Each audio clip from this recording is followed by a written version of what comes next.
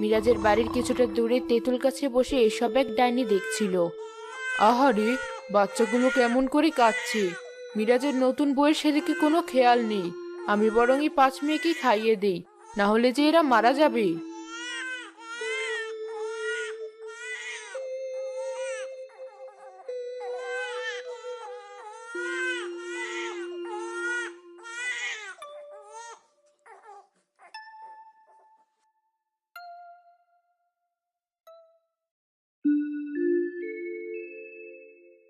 বউ, ও বউ, কই তুমি?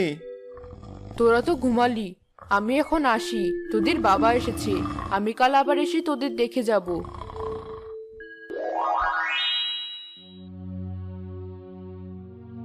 আমি তো ঘুমাচ্ছিলাম।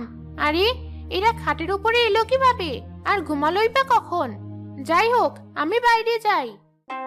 মিষ্টিমা, কেমন আছিস তুই? জানিস তোর জন্য আমি কত চিন্তা করছিলাম। আমার বুকে আয় মা।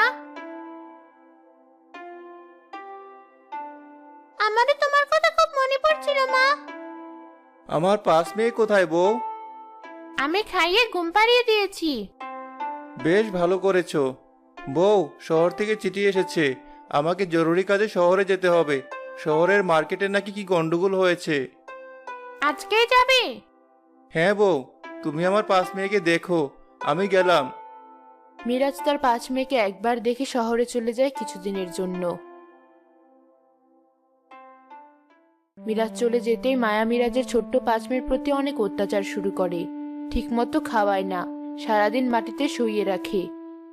এই বাচ্চাদের জন্য তোদের বাড়িতে যে একটু এসে গল্প করব, সেটারও উপায় নেই। আমার তো মনে হচ্ছে এদের গলা টিপে মেরে ফেলি। ফেল না মেরে, তাহলে মিষ্টি সব সম্পত্তির মালিক হবে। ঠিক বলেছ বোন। আজকে আমি দুধের সাথে বিষ মিশিয়ে খাওয়াবো এই 5 বোনকে। ও বাড়িতে এলে বলবো হঠাৎ মারা গেছে। তাই কর, আমি এখন আসি বোন। প্রতিদিন চুরি করে মেয়েদের দুধ খাওয়াতে খাওয়াতে কেমন মায়া পড়ে গিয়েছে। আমার তো কোনো সন্তান নেই, এদের আমি আমার কাছে নিয়ে যাব। আজ থেকে এরা হবে আমার 5 মেয়ে।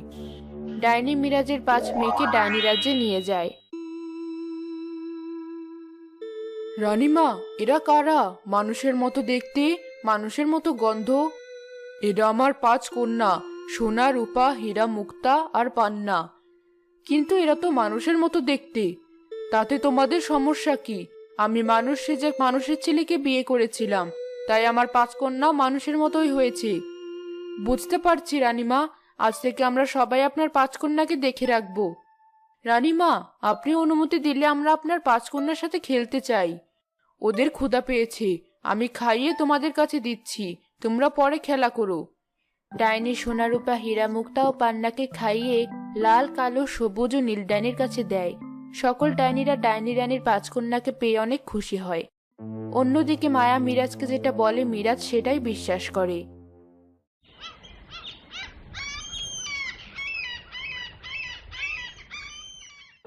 এই যে লাল ডাইনি, শুনেছি পৃথিবী নাকি অনেক সুন্দর। হ্যাঁ, পৃথিবী সত্যিই খুব সুন্দর। আমরা পৃথিবীতে যেতে চাই। ডাইনি রানী কি রাজি হবে? কেন রাজি হবে না? আমরা কখনো পৃথিবী দেখিনি।